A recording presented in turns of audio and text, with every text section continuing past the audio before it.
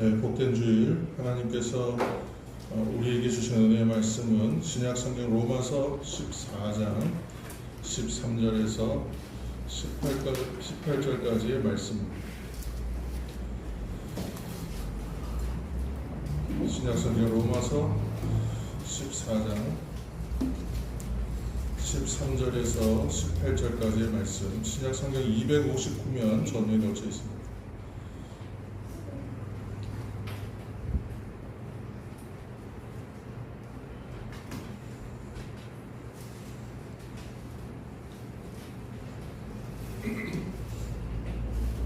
신약 성경 로마서 14장 13절에서 18절까지의 말씀을 우리가 오늘은 한 목소리로 함께 합독하여 읽으시겠습니다. 13절 그런즉 우리가 다시는 서로 비판하지 말고 도리어 빚을 것이나 거칠 것을 형제 앞에 두지 아니하도록 주의하라. 내가 주 예수 안에서도 알고 확신하노니 무엇이든지 스스로 속된 것이 없으되 다만 속되게 여기는 그 사람에게는 속되니라. 만일 음식으로 말미암아 내 형제가 근심하게 되면 이는 내가 사랑으로 행하지 아니함이라. 그리스도께서 대신하여 죽으신 형제를 내 음식으로 망하게 하지 말라. 그러므로 너희의 선한 것이 비방을 받지 않게 하라. 하나님의 나라는 먹는 것과 마시는 것이 아니요 오직 성령 안에 있는 의와 평강과 희락이라. 이로써 그리스도를 섬기는 자는 하나님을 기쁘시게 하며 사람에게도 칭찬을 받느니라. 아멘.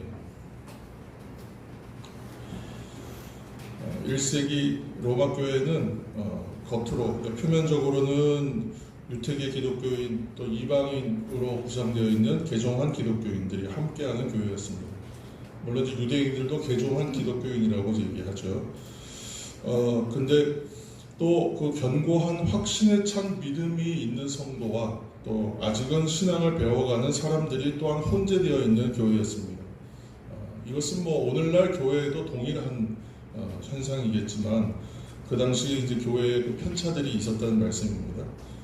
아무튼 이런 교회 로마 교회를 위해서 바울이 쓴 편지가 이제 오늘날 로마서입니다. 이 이방인들을 위한 그릇으로 택함받았던 사도 바울이 참으로 넓은 지경을 품고 다니면서 선교와 사역에 헌신했던 것은 우리가 잘 알고 있는 사실이죠. 그 중에서도 바울이 로마에 대해서 참 지대한 관심과 어떤 애정을 가지고 있었다는 것을 이제 로마서를 보면 우리가 발견할 수 있습니다. 로마서 1장 9절 말씀 좀 화면을 보시면서 제가 읽겠습니다.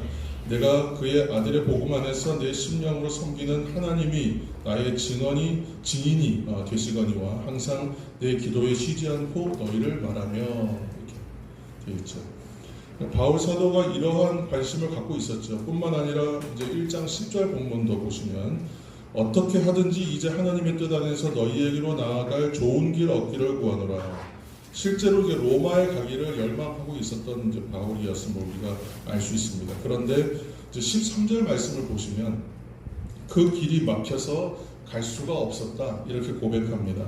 형제들아 내가 여러 번 너희에게 가고자 한 것을 너희가 모르기를 원하지 아니하노니 이는 너희 중에서도 다른 이방인 중에서와 같이 열매를 맺게 하려 함이로되 지금까지 길이 막혔도다 이렇게 얘기하고 있습니다.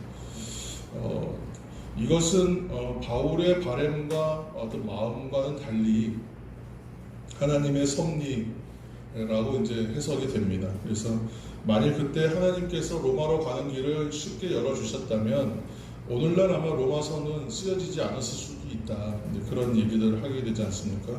그것처럼 오늘 그 하나님의 뜻이 있어서 때에 맞게끔 이제 바울이 결국 로마로 가게 됩니다.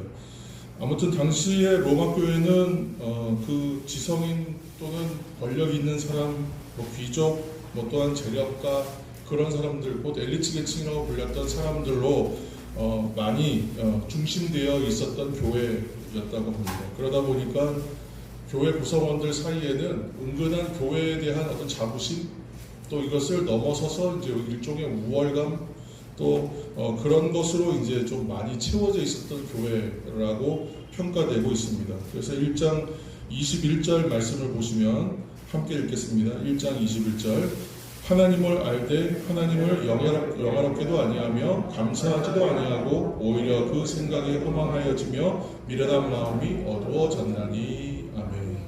일반론으로 이제 얘기하고 있지만 사실은 로마 교회를 향하여 이제 바울이 쓴 서신 안에 이 말이 있는 것은 로마 교인들을 향하여 지금 이 말을 주고 있는 거거든요. 그러니까 자신들은 어떻게 생각하냐면 1장 22절 말씀 또 화면 보시겠습니다. 스스로 지혜 있다 하나 어리석게 하여, 그렇죠? 그래서 자신들은 하나님에 대해서 잘 알고 있다, 또 난 지혜롭다, 이런 이제 자부심이 있었던 거예요.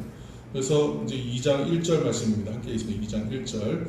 그러므로 남을 판단하는 사람아, 누구를 막론하고 네가 핑계하지 못할 것은 남을 판단하는 것으로 네가 너를 정죄함이니 판단하는 네가 같은 일을 행함이니라. 아멘. 남을 판단하는 자리에 있다, 이렇게 지금 평가하고 있는 것이에요. 이런 로마 교회를 향해서 바울은 그들이 잘 알고 있다고 생각하는 하나님에 대해서 설파하기 시작합니다. 설명하는 거예요. 그래서 로마서 1장부터 앞부분을 보시면 거의 모든 절에 하나님에 대해서 계속 언급하면서 설명해요. 그러니까 어떻게 보면 잘 안다고 생각하는 사람들한테 대해서 하나님이 어떠한 분이신지를 기억 니언부터 설명하는 거잖아요. 그러니까 상당히 기분 나쁘거나 자존심 상할 수 있는 그런 상황입니다. 이런 로마 교회를 향해서 바울이 설명하고 있어요. 그리고 이제 이렇게 이야기합니다. 1장 15절 말씀 함께 읽겠습니다. 그러므로 나는 할 수 있는 대로 로마에 있는 너희에게도 복음 전하기를 원하노라. 아멘. 이미 교회가 세워져 있고 나름의 프라이드를 갖고 있는 사람들 향해서 너희들에게도 내가 복음 전하기를 원한다. 복음을 그리고 우리가 못 들었단 말인가? 이제 생각하지 않겠습니까? 이는 로마 교인들이 가지고 있는 나름의 자부심에 대하여 바울이 도전하는 말씀이에요. 왜냐하면 하나님을 아십니까? 길 가다가 누굴 만났는데 제가 목사인데 누가 지나가다가 하나님 아십니까? 복음을 제가 전해도 되겠습니까? 누가 이러면 제가 되게 황당한 마음이 들지 않겠어요? 그런 마음처럼 되게 당황하는 거죠. 내가 목사인데 이런 마음처럼 그런 마음이 그들에게도 내가 그리스도인데 라는 자부심이 있었다는 거죠. 그러니까 하나님을 아십니까? 예수님 믿으시면 좋겠습니다. 이제 이런 말을 하면 초보 신앙인들에게 복음 제시하는 것은 이해가 되는데 자신들에게 이렇게 바울 사도가 굳이 편지를 써서 이야기하는 것에 대하여 어떤 마음이 들었을까 하는 것이죠. 바울은 물론 그 로마 교회의 긍정적인 부분, 밝은 부분, 또 귀감이 되는 부분도 잘 알고 있습니다. 그 부분도 칭찬하고 있습니다. 그러나 한편으로는 어둡고 부정적이고 반드시 청산해야 할 부분이 있다는 것도 정확하게 알고 있어요. 그래서 로마서 이제 오늘 읽었던 부분 13장 14절 말씀에서 이렇게 우리가 읽었던 본문 앞에 13장에서 이렇게 얘기하고 있습니다. 13장 14절 말씀 읽겠습니다. 오직 주 예수 그리스도로 옷 입고 정욕을 위하여 육신의 일을 도모하지 말라. 아멘. 그리고 나서 이제 1장 15절 말씀 이제 앞에 띄워놓을 텐데 1장 15절 말씀으로 돌아가서 이제 한번 보시죠. 그러므로 나는 할 수 있는 대로 로마에 있는 너희에게도 복음 전하기를 원하노라. 이 말이 이제 이런 배경에서 나오는 것입니다. 그러니까 바울이 그럼 로마 교회와 성도들에게 복음 전하기를 원한다는 말씀의 의미가 무엇일까? 일종의 아까는 엘리트 의식이다 이렇게 말씀드렸는데 신앙에 있어서의 가장 위험한 것 중에 하나가 이 좀 그 분간해내기 어려운 부분이잖아요. 그러니까 영적인 어떤 우월감을 갖는 부분이에요. 내가 좀 더 잘한다, 내가 더 많이 안다, 내가 더 깊다라는 일종의 우월감. 근데 그게 굉장히 위험한 생각이거든요. 거기서 아마 교만함과 악인 것을 구분해내기 어려울 정도로 굉장히 위험한 부분입니다. 그래서 이 영적 우월감을 가진 사람들이 가지고 있는 가장 큰 약점이 어디로 갈 수 있냐면 복음에 대한 열정이 식을 수가 있어요. 내가 많이 안다고 생각하는 순간. 그러니까 처음에 사람들이 어떤 부분을 잘 모를 때에는 초보일 때는 굉장히 순수하게 열심히 하고 추구하게 되거든요. 근데 조금 안다고 생각하면 느슨해지기 시작합니다. 이거는 사람이 다 똑같은 생각들인 것 같아요. 그래서 조금 잘한다 생각할 때 운전하다가 사고 날 때가 언제냐면 잘 모를 땐 잘 안 나요. 작은 이제 좀 어이없는 실수를 할 수 있지만 이제 운전이 조금 익숙해졌다 여길 때쯤에 큰 사고 납니다. 저는 그랬습니다. 여러분들은 안 그러셨는지 모르겠지만. 그래서 사람의 마음이 뭔가가 조금 익숙해졌다고 생각했을 때가 그때가 위험한 거거든요. 그런데 오늘 이제 로마 교인들 향해서 경고하는 것은 일종의 그러한 맥락에서 이해하시면 이해하기가 좀 쉽습니다. 그래서 순수함으로 또는 이제 오직이라는 말씀, 우리 종교개혁 할 때도 오직이라는 말을 솔리라는 말 앞에 붙였잖아요. 솔리, 솔라 이런 말을 붙였는데 순수함으로, 그러니까 오직 복음, 오직 주의 보혈, 오직 십자가의 사랑, 오직 순종과 헌신, 또 나중되려는 마음, 또 낮아지려는 마음, 이러한 마음들이잖아요. 그 마음들이 겸손과 자기 희생이라고 하는 신앙의 본질적인 자리로 가는데 필요한 것인데, 내가 좀 잘한다라고 생각하는 일종의 영적 우월감을 가지기 시작하면 그 자리로 나아갈 때에 방해를 받지 않겠느냐. 그렇게 지금 바울이 경고하고 있는 것이죠. 그래서 오늘날 교회 안에서 심각한 영적 문제를 초래하는, 교회 안의 갈등을 조장하는 분들이 어떤 분들이냐면 영적인 초보자들이나 신앙의 초보자들이 그러지 않아요. 그분들은 그 정도의 능력도 없어요. 그럴 생각도 없고. 그런데 문제를 일으키는 사람은 누구냐면 신앙생활 오래 하신 분들이 문제 일으켜요. 그분들의 안에서 갈등이 생기고 교회에 분열이 생기는 경우가 많다는 것입니다. 오늘날 교회 안에서 심각한 영적의 문제를 또 갈등을 초래하는 사람들은 결코 초신자는 아니다라고 말씀하는 겁니다.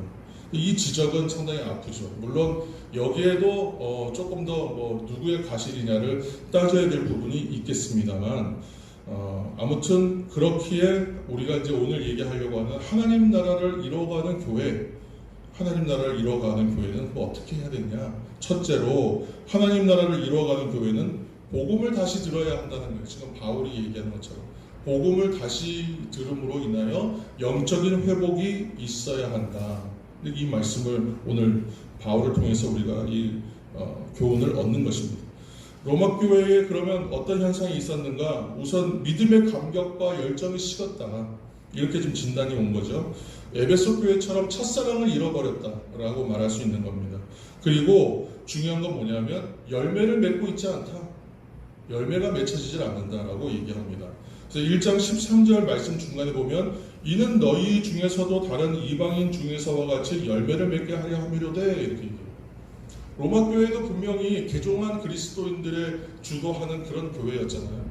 그런데 다른 이방인들이 모여있는, 이방인들이라고 불렸던 사람들이 모여있는 다른 교회나 다른 공동체에서 많은 열매가 얻어지고 있는데 로마 교회는 그 열매가 보이지 않는다라고 지금 얘기하는 거거든요. 여기서 열매는 구체적으로 얘기하면 지금 전도의 열매를 말하는 거예요. 여기서의 열매는. 그래서 저들은 자기 자신이 일단 신앙적으로 내가 잘하고 내가 신앙적으로 잘 세워지면 된다, 내가 신앙적으로 잘 살면 된다라는 것에 만족했단 말이에요. 로마 교회는. 그래서 복음 전하는 열정은 그들에게 식어버린 상태였다. 그래서 이 편지를 받은 로마 교회는 어떻게 됐냐? 이 편지 속에 있는 메시지를 모른 척했느냐? 아니면 이해하지 못했느냐? 그렇지 않고 이 메시지를 굉장히 중하게 무겁게 받아들입니다. 이게 참 잘하는 거예요. 그래서 훗날에 여러분 가장 큰 대표적이고 사람들에게 아주 강하게 이미지되어 있는 박해는 어디에서 나왔습니까? 로마에서 나왔잖아요. 로마에서 전무후무한 박해가 일어날 때, 특히 네로 황제와 이런 핍박자들이 있었던 그렇게 아주 처참한 어떤 그런 결론들을 얻어내는 그런 박해가 일어났을 때에 그 박해를 견디는 힘이 이때서부터 준비되고 있는 거예요. 조금도 불함이 없이 순교의 피를 뿌린 그런 로마 교회로 갈 수 있는 길이 여기서부터 시작되었다고 보는 것입니다. 그들이 가는 곳마다 예수님 전하고요. 또 열정적으로 서로 뜨겁게 사랑하는 공동체로 로마 교회가 변합니다. 계속해서. 그러한 대표적 상징이 박해 때의 상징이 뭐예요? 카타콤이잖아요. 그래서 이제 로마에 우리가 또 갈 기회가 있으면 일종의 그 땅속 지하에 있는 어떤 지하에 있는 무덤이죠. 지하에 있는 묘지. 이제 그거 아주 복잡한 동굴 묘지 같은 것인데 거기에서 이제 다 숨어서 예배드리고 생활을 거기서 다 한 것은 아니지만 그렇지만 거기 숨어서 함께 예배하고 모임을 갖고 그렇게 하면서 신앙들을 지켜나갔던 그런 흔적들이 여전히 있습니다. 그리스도인이라는 걸 드러낼 수 없었기 때문에 물고기 이미지를 서로 이렇게 탁자 위에다 그린다든가 이렇게 해서 서로 그리스도인이라는 것을 서로 드러내고, 또 이제 그 물고기 의미에다가 글자를 썼죠. 익수스라고. 일전에 앞에 약자만 따서. 그래서 여러분 오늘 나눠드리는 그 주보에, 그렇죠? 주보의 표지에 있는 이미지가 그 익수스 물고기 이미지입니다. 그래서 예수스 크리스토스 테오휘오스 소테르, 그 말의 약자예요. 그래서 우리말로 하면 예수 그리스도 하나님의 아들 구세주라의 약자예요. 자신의 신앙 고백을 그 작은 문양과 이미지와 글자에다 담았다. 그렇게 해서 표현했어요. 대단한 것입니다, 사실은. 왜냐하면 그리스도인이란 걸 알면 죽는 거예요. 그리스도인임을 밝혀지면 자신만 그렇게 된 게 아니라 자기의 가문이 다 몰살될 수 있어요. 그렇기 때문에 매우 조심스러운 거예요. 근데 그런데도 불구하고 그렇게 고백했다는 것이죠. 전무후무한 순교의 시대를 로마 교회가 겪어내게 됩니다. 사랑하는 성도 여러분, 로마 교회는 복음을 다시 듣고 받아들였어요. 그래서 열정을 회복했어요. 그리고 복음의 사람으로 다시 회복되었습니다. 그러니까 이제 이 말씀을 우리들도 오늘날 교회, 또 우리 사랑 담은 교회, 우리 또 자신에게도 적용해야 할 것입니다. 특히나 한국 교회가 그렇게 회복되기를 소망합니다. 그렇기 때문에 우리는 복음을 다시 들어야 합니다. 내가 안다 생각하지 말고 복음을 다시 듣기를 힘써요.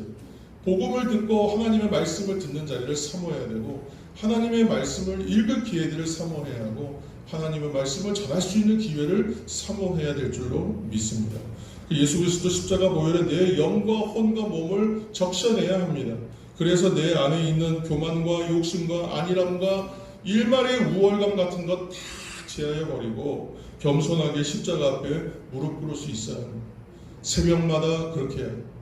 예배마다 그렇게 해요. 우리의 믿음의 선배들과 믿음의 선조들이 이 땅에서도 순교의 피를 뿌렸고, 이 땅에서도 그렇게 시작되었기 때문에 대부흥이 일어나고 복음의 열정으로 인한 오늘날의 부흥을 이뤘던 것이죠.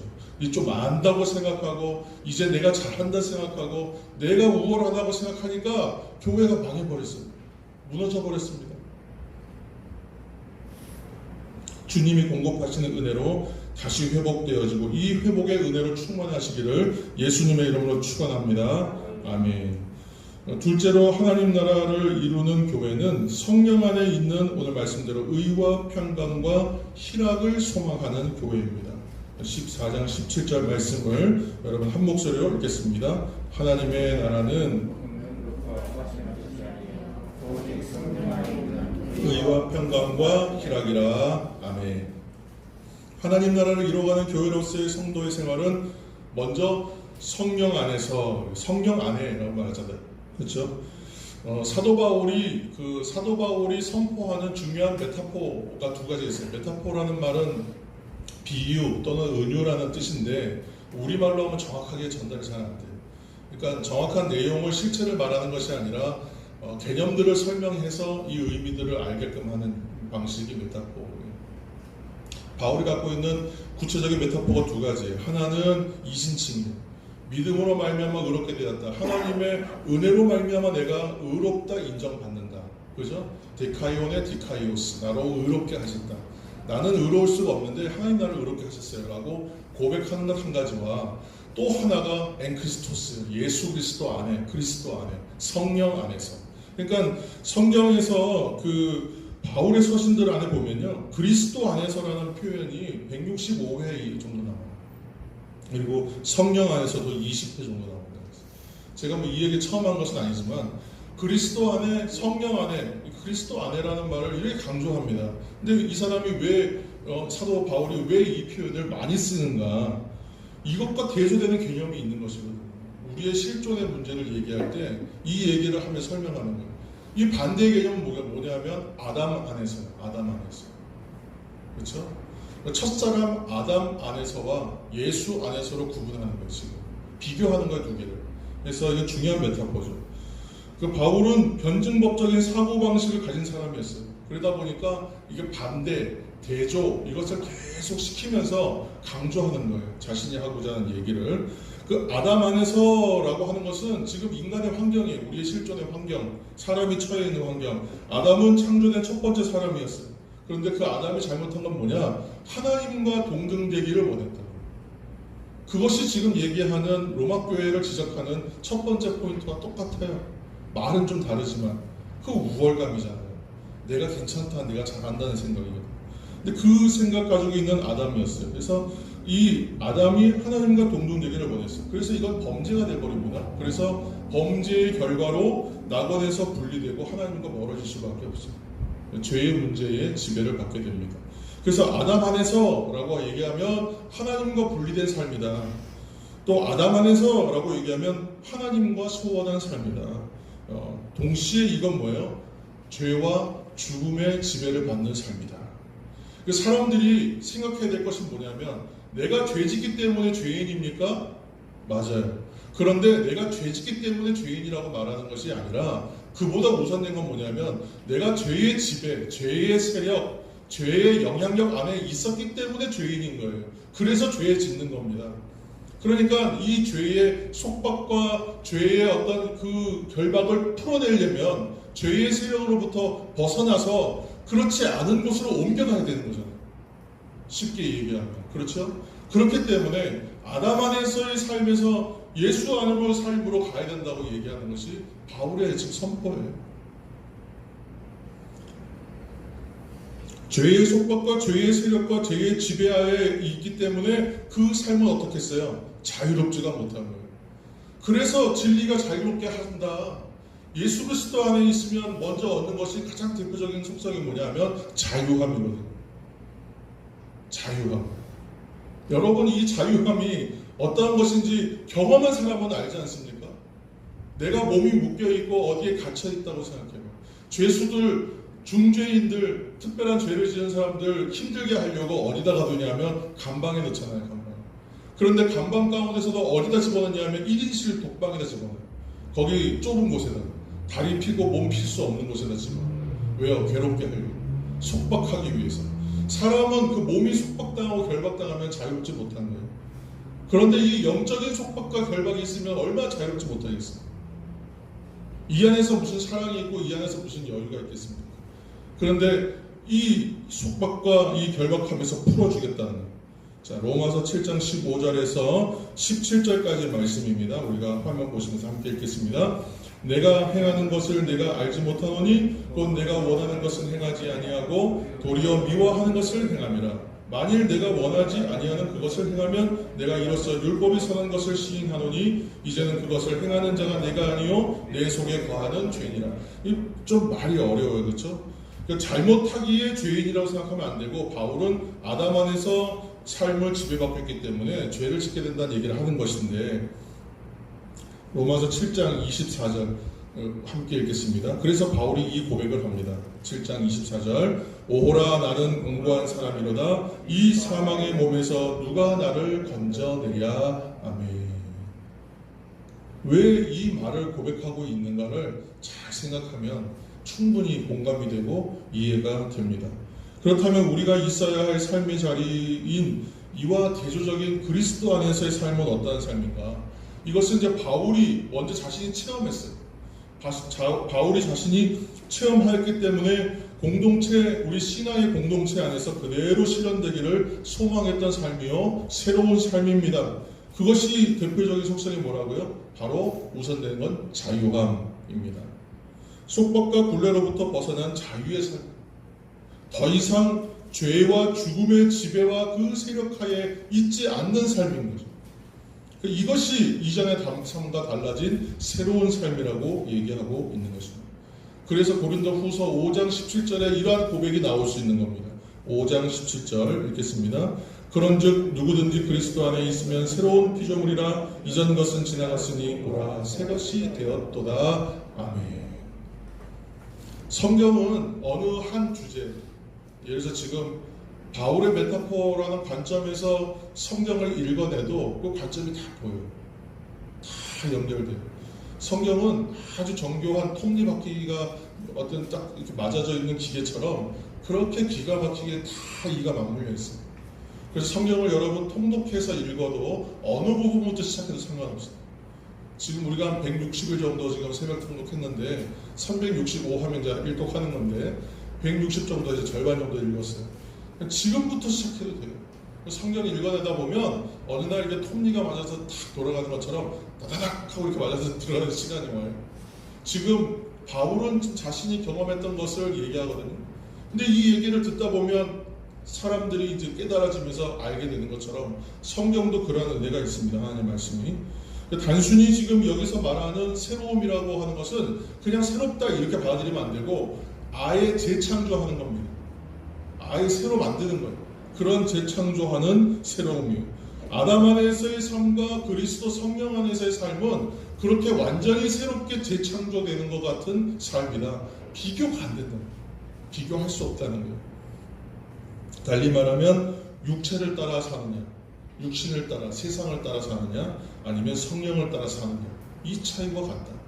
그렇기 때문에 정말 하나님의 성도로 살아가면서 여전히 세상 속에 발담그고 사는 것과 성령 안에서의 삶을 추구하면서 사는 것은 전혀 다른 삶이라고 얘기할 수 있습니다. 이게 비슷하고 별 차이 없다고 말하면 신앙생활 이상하게 하고 있는 거예요. 분명히 달라야 돼요. 분명히 달라요. 비교할 수가 없어요. 그래서 난 되도록이면 이쪽에는 발담그고 싶지 않다고 여겨지는 마음부터 출발해서 이제 이쪽 삶으로 난 갔기 때문에 이전의 삶은 쳐다보고 싶지도 않은 거예요. 근데 그렇게 돼야지만 다른 것이잖아요. 자, 로마서 14장 17절 말씀 다시 한번 읽겠습니다. 하나님의 나라는 먹는 것과 마시는 것이 아니요 오직 성령 안에 있는 의와 평강과 희락이라. 아멘. 여기서 말하는 것은 육신의 일만이 아니라 의와 평강과 희락, 곧 좀 더 구체적으로 설명하면 성령의 열매 맺는 삶이라고 얘기하면 좀 더 우리가 이해가 쉬울 것입니다. 그리스도 예수 안에서 하나님 나라를 이루어가는 교회, 하나님의 나라를 이루어가는 성도는 고린도전서 15장 31절에 사도 바울의 고백과 같은 고백이 나옵니다. 그것이 바로 날마다 내가 죽는다라고 하는 표현입니다. 날마다 내가 죽는다. 왜냐하면 그리스도와 함께 십자가에 못 박힘으로 이전에 나는 죽었거든요. 그런데 내 자아가 죽진 않아요. 그럼 매일 십자가에 못 박는 것 같이 나를 죽이는 거예요. 그러니까 바울은 뭐라고 하냐면 날마다 내가 죽는다라고 얘기해요. 그러니까 도대체 구절을 다 뜯어서 읽으면 무슨 말인지 이해가 안 돼요. 그런데 관점을 연결해서 읽으면 전혀 어렵지가 않아요. 다 말이 돼요. 그렇구나. 그리고 이제는 내가 체험하고 조금 아니까 이제는 읽으면 조금 더 다가와요. 그리고 뭘 생각하게 되죠? 그렇지 못한 나의 자리로 오게 됩니다. 그리고 어디로 가야 돼요? 내가 가야 할 그 자리로 가려고 하는 마음, 그 자리로 가야죠. 하나님께서 말씀을 통해서 우리에게 주신 은혜는 그러한 은혜의 동력이에요. 나 혼자 생각하면요, 혼자 결심은 언제나 무너져요. 그리고 한 발짝도 못 나갑니다. 안 변합니다, 사람이.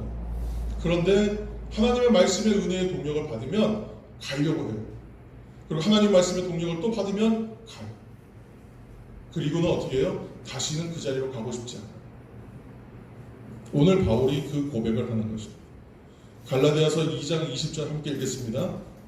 내가 그리스도와 함께 십자가에 못 박혔나니 그런즉 이제는 내가 사는 것이 아니요 오직 내 안에 그리스도께서 사시는 것이라. 이제 내가 육체 가운데 사는 것은 나를 사랑하사 나를 위하여 자기 자신을 버리신 하나님의 아들을 믿는 믿음 안에서 사는 것이라. 아멘. 지금까지 얘기가 이 말씀 한 절로 여러분 정리가 되셨습니까? 성경은 다 그 메시지가 정리가 돼요. 이렇게 읽어지는 겁니다. 그리고 이제 셋째로 이제 이 말씀을 읽었기 때문에 이처럼 하나님 나라를 이뤄가는 교회는 무엇을 따라 산다고요? 믿음을 따라 사는 것이다. 이렇게 말할 수 있습니다. 우리는 하나님의 일에 대한 정의를 하면서 이전에 정의를 몇 번 했습니다. 그래서 교회 안에서의 봉사하는 것만이 하나님의 일은 아니다 라는 말씀을 우리가 나눈 적이 있습니다. 물론 교회에서의 모든 봉사가 당연히 하나님의 일이라고 저는 생각해요. 왜냐하면 우리 하나님의 교회 일을 하면서 교회 봉사하면서 이것을 하나님의 일로 여기지 않고 나의 일로 여기는 사람 별로 없기 때문에 당연히 하나님의 일로 여기면서 하기 때문에 당연히 교회에서의 모든 봉사는 하나님의 일이라고 생각합니다. 그러나 하나님의 일을 교회의 봉사라고 이게 이퀄할 수는 없다. 동일시할 수는 없다는 거예요. 거기로 국한할 수 없다는 것이죠. 그래서 어느 날 제자들이 예수님께 질문을 합니다. 요한복음 6장 28절입니다. 제가 읽겠습니다. 그들이 묻되 우리가 어떻게 하여야 하나님의 일을 하오리까? 함께 읽으시겠습니다. 그들이 묻되 우리가 어떻게 하여야 하나님의 일을 하오리까? 이 질문이 나온 시점은 오병이어 기적을 본 다음에 제자들이 물어보는 거예요. 주님께서 놀라운 기적을 베푸셨거든요. 그러니까 주님이 하신 이 일은 자신들이 할 수 없는 일이에요. 엄청난 일이라고 생각한 거예요. 이 간격이 굉장히 크죠. 그러니까 제자들은 예수님처럼 기적을 행해서 저 많은 사람들을 먹이고도 남는 저 놀라운 이적들 베품을 보면서 저 정도는 해야 하나님의 일이겠다 생각했던 것 같아요. 그죠? 그러니까 물어보는 거예요. 어떻게 하여야 저희들이 하나님의 일을 할 수 있겠습니까? 어떤 일이 하나님의 일입니까? 이런 질문이라고 할 수 있겠죠. 그리고 나서 예수님께 나와서 의미심장하게 물어보는 게 주님 우리는 어떻게 해야 합니까? 이 질문이죠. 이 질문에 대한 주님의 대답이 바로 요한복음 6장 29절 말씀입니다. 함께 읽겠습니다. 예수께서 대답하여 이르시되 하나님께서 보내신 일을 믿는 것이 하나님의 일이라 하시니. 야, 이게 동물서답 같지 않습니까? 무슨 말인지 한 번에 잘 안 들어오는 것 같아요. 나를 보내신 일, 하나님께서 보내신 일을 믿는 것이 하나님의 일이다. 좀 선문답 같은 말씀을 하세요. 근데 주님께서 말씀하시는 건 하나님의 일이라는 것은 눈에 보이는 일만이 일이 아니다.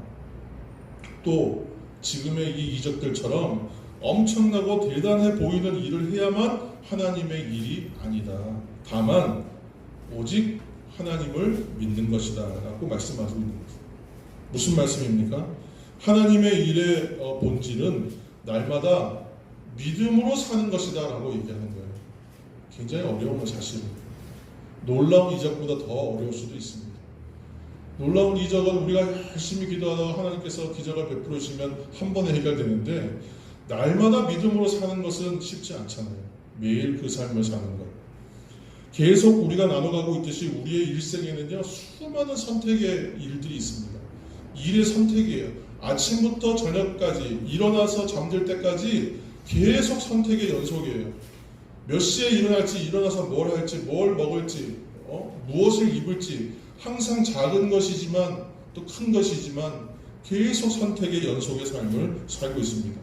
하루 종일 우리가 그 많은 선택을 해나가고 있는데 그렇다면 여러분 한번 질문하겠습니다. 그 결정과 판단의 기준을 무엇에 근거하여 여러분 판단하고 기준하십니까? 여러분들이 갖고 있는, 우리가 가지고 있는 인생의 여러 선택을 해나갈 때에 그 판단의 기준을 무엇을 근거하고 계시냐라고 질문합니다. 물어보아야 돼요, 자기 스스로에게. 그러면 이렇게 대답할 수 있어야 되겠죠, 그렇죠? 14장, 로마서 14장. 오늘 이제 바울이 오늘 믿음으로 산다는 것이 무엇을 말하는지 얘기하고 있거든요. 로마서 14장 22절에서 23절 말씀 함께 읽겠습니다. 내게 있는 믿음을 하나님 앞에서 스스로 가지고 있으라. 자기가 옳다 하는 바로 자기를 정죄하지 아니하는 자는 복이 있도다. 의심하고 먹는 자는 정죄되었나니 이는 믿음을 따라 하지 아니하였기 때문이라. 믿음을 따라 하지 아니하는 것은 다 죄니라. 아멘. 여러분 한번 이것이 잘 들어오지 않으실 겁니다. 현대인의 성경으로 다시 한번 읽겠습니다. 화면이 있나요? 네, 현대인의 성경으로 한번 읽을게요. 함께 읽겠습니다. 이런 문제는 하나님 앞에서 여러분의 믿음대로 하십시오. 자기가 옳다고 생각하는 일을 할 때에 죄책감을 느끼지 않는 사람은 행복한 사람입니다. 그러나 의심을 하면서 음식을 먹는다면 그것은 믿음으로 먹은 것이 아니기 때문에 죄가 됩니다. 그러므로 믿음으로 하지 않는 것은 모두 죄입니다. 아멘. 믿음으로 하지 않는 것은 모두 죄라고 얘기하면서 지금 판단의 근거를 이제 믿음만 제시하고 있는 건 아니에요. 믿음을 따라 한다는 것에 대해서 먼저 설명합니다. 믿음을 따라 한다는 것은 여기서 지금 음식 먹는 것으로 얘기하는데 어떤 음식을 먹을까 말까 할 때에 뭘 하나 더 근거로 되냐면 양심을 들어요. 양심에 거리끼는 것이 있으면 하지 말라는 거예요. 제가 예전에 이제 뭐 좀 죄송합니다만 이 설교도 그분이 듣지 않으실 것 같은데, 예, 담배 피시는 분이 있었어요. 흡연하시는 분이 있었어요. 근데 교회 이제 다니시는데도 담배를 끊지 못해서 여기 꼭 오시는 거예요.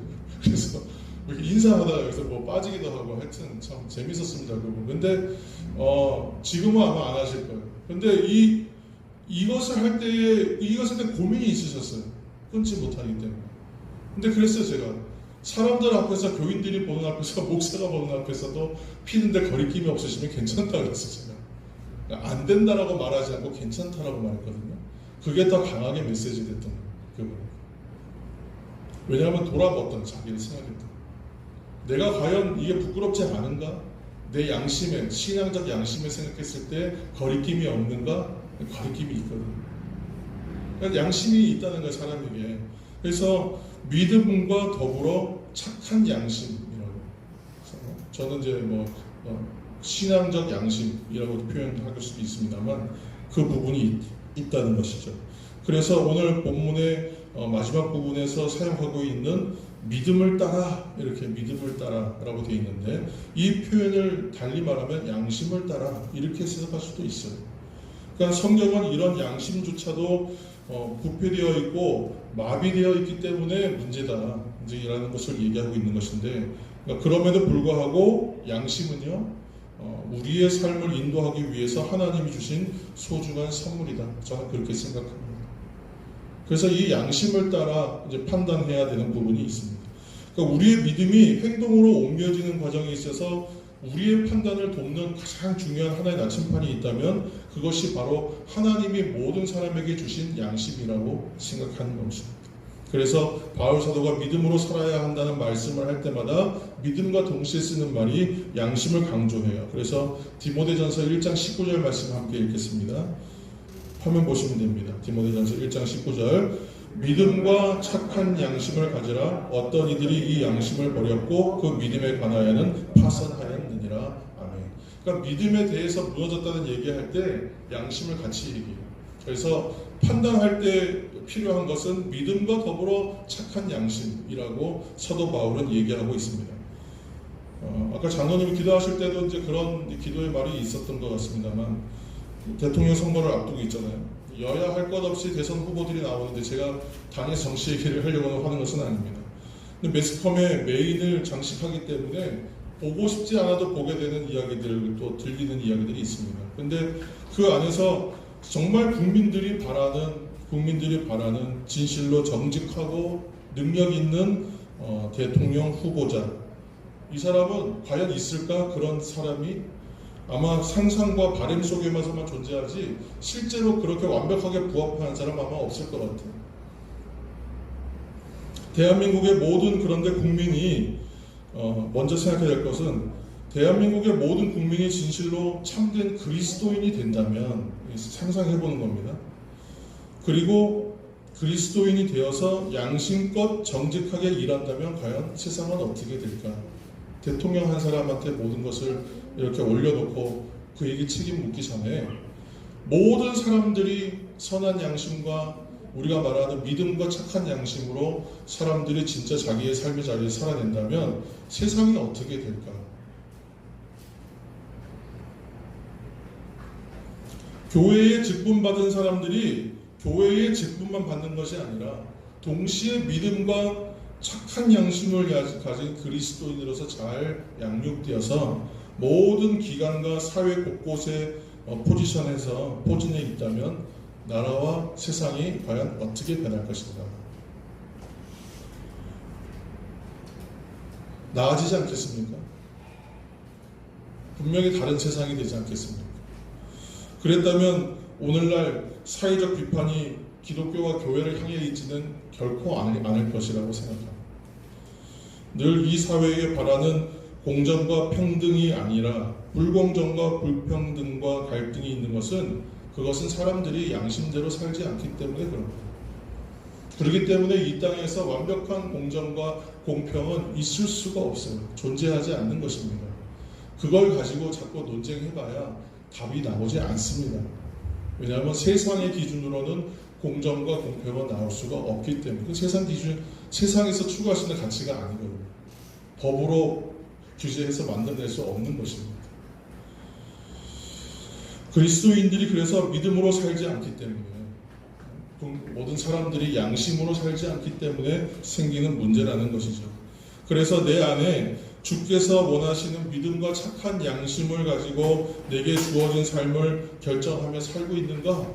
먼저 믿음의 사람들이 먼저 좀 고민해 봤으면 좋겠다. 그리고 이 문제에 대해서 좀 결단했으면 좋겠다라고 말씀드리는 것입니다. 그래서 주변의 사람들이 여러분 제 삶을 기준으로 해서 나의 삶, 내 주변의 사람들이, 나의 이웃들이 저를 여러분들 관찰하는 거예요. 저를 관찰하면서 저 사람 괜찮네, 또는 저 사람 참 양심적이네, 알고 보니까 그리스도인이네, 알고 보니까 목사라고 하네, 이렇게 인정해 줄 수 있으면 참 좋겠다 생각해요. 여러분, 크리스찬이란 말은 그 말 안에 크라이스트, 곧 그리스도가 들어가 있잖아요. 그리고 그 뜻은 뭘 상징하는 거예요? 그리스도의 뜻을 따르는 사람이라는 의미잖아요. 크리스찬이라는 말. 그러니까 곧 한 사람 한 사람이 그리스도를 대표하여 상징하고 이미지하는 인생입니다. 작은 그리스도인이라고 할 것입니다. 그 그리스도인이 된 저와 여러분은 주님을 대신해 살고 있는 거예요. 이 땅에서. 모든 그리스도인들은 예수 그리스도를 대신하여 이 땅을 살고 있는 거예요. 작은 예수로서 살아가는 것이죠. 사랑하는 성도 여러분, 하나님의 일을, 굉장히 큰 일을 해야 하는 것, 거대한 놀라운 엄청난 일을 뭔가를 해내야 되고 사람들이 보았을 때 박수칠 만한 어떤 그런 일들만 해야 그것이 하나님의 일이라고 생각하지는 않으셨으면 좋겠습니다. 우리가 만나는 사람들, 그 사람들을 형제요 자매로 생각하여 그들에게 축복하시길 바랍니다. 그래서 부지런히 세워주고 믿음과 착한 양심을 따라 우리가 살아감으로 인해서 하나님이 기뻐하시는 의와 평강과 기쁨의 삶을 우리가 먼저 누리는 여러분들이 되시고 또 저가 되기를 예수님으로 축원합니다. 이것이 하나님의 나라를 이루는 그 시작이고 하나님의 나라를 이루는 교회 되어가는 일이라는 것을 여러분 믿으시고 기억하시기를 다시 한번 축복합니다. 마지막으로 다 같이 로마서 14장 18절 말씀 읽겠습니다. 14장 18절입니다. 이로써 그리스도를 섬기는 자는 하나님께 기뻐하심을 받으며 사람에게도 칭찬을 받느니라. 아멘. 하나님의 나라를 이루어가는 교회는 복음의 열정을 회복하는 성도들로 세워진다고 말씀드렸습니다. 그리고 믿음을 따라 사는 백성들의 공동체이죠, 교회는. 그래서 이곳에서의 삶은 작은 하나님 나라의 삶입니다. 그래서 서로 판단하지 않고 사랑으로 품어주는 거예요. 그리고 성령 안에서, 그리스도 안에서 살기 때문에 성령의 열매를 이뤄가고 의와 평강과 희락, 곧 기쁨을 누리는 그런 삶을 살아가게 되는 것입니다. 이것이 그리스도를 섬기는 사람, 섬기는 자, 크리스찬이요, 또 하나님을 기쁘시게 하고 사람들에게도 오늘 말씀처럼 하나님을 기쁘시게 하고 사람들에게 칭찬을 받는 존재가 됩니다. 사랑하는 성도 여러분, 그리고 온라인 예배 성도 여러분, 우리는 하나님의 나라를 이뤄가는 교회입니다. 그래서 그리스도를 섬기는 사람입니다. 우리가 복음의 열정을 회복하고 그 다음에 믿음과 착한 양심을, 선한 양심을 따라 살게 된다면 먼저 우리 안에 하나님의 나라가 임합니다. 그리고 우리 공동체 안에 하나님의 나라가 임합니다. 이미 임하였습니다, 사실은. 그리고 우리 세상에 하나님의 나라가 어떻게 돼요? 확장되어 갑니다. 내 안에서 시작된 하나님의 나라, 하나님의 나라는 하나님께 통치하시는 영역을 말하는 거잖아요. 그러니까 킹덤 오브 갓이잖아요. 하나님의 나라가 내 안에서 시작되고 내가 속해 있는 공동체 안에서 하나님의 나라가 시작되고 그리고 이것이 교회 밖으로 내 삶의 주변으로 확장되면서 하나님의 나라가 확장되는 거예요. 근데 이 확장됨을 만약에 이루지 못하고 있다면 내가 믿음으로 선한 양심으로 살아내고 하나님의 예수 그리스도 엠피스토스 주 안에서의 삶을 살며 의와 평강과 기쁨을 누리고 있지 못한 것은 아닌가 돌아보아야 하는 것이죠. 내가 여전히 이전의 삶의 자리에서 누렸던 아담 안에서의 삶과 같은 자유함이 없는 속박의 자리에서 혹시 만족하며 살고 있는 것은 아닌가 돌아보아야 하는 것이죠. 내가 과연 진정으로 예수 안에서 성령 안에서 자유함을 누리는 삶을 살고 있는가 생각해 보아야 하는 것이죠. 그래서 우리는 하나님의 말씀에 매일 새벽마다 아침마다 예배 때마다 말씀에 나를 앉혀서 그 말씀을 거울로 삼아 나를 비추어가며 나의 나 되게 하시고 하나님이 하나님 되시게 하는 일들을 위하여 내가 살아가고 있는지를 확인하는 것입니다. 여러분, 오늘도 이 말씀 안에서 하나님 나라를 살아가시는 교회요 성도 되어가시는 우리 모두가 되시기를 예수님의 이름으로 축복합니다. 기도하겠습니다. 하나님 감사합니다. 우리가 말씀 안에서 다시 한번 도전받습니다. 우리는 하나님의 나라를 이루어가는 교회로서 그리스도를 섬기는 사람으로서 복음의 열정을 회복하고 믿음과 선한 양심을 따라 살게 하여 주옵소서. 먼저 우리 안에 하나님 나라가 임하게 하여 주시고 우리 공동체 안에 하나님 나라가 임하게 하여 주시고 세상에 우리들로 말미암아 하나님의 나라가 확장되는 은혜가 있게 하여 주셔서 하나님의 나라를 살아가는 교회요 성도 되게 하여 주옵소서. 예수님의 이름으로 기도합니다. 아멘. 나에게 능치 못함이 믿는 나에게 능치 못함 없네. 이제는 우리 주 예수 그리스도의 은혜와 아버지 하나님의 무한하신 사랑하심과 성령 하나님의 충만하심과 내주하심이 하나님의 나라를 이루어가는 교회 되기를 힘써 소망하는 우리 사랑 담은 모든 성도들과 원근 각지에 있는 우리 모든 권속들과 온라인으로 예배하는 성도들 위에와 특별히 슬픔 당한 가정 위에 또 사랑하는 우리 조국 대한민국 위에 이제로부터 영원까지 함께 하옵시기를 간절히 축원하옵나이다. 아멘.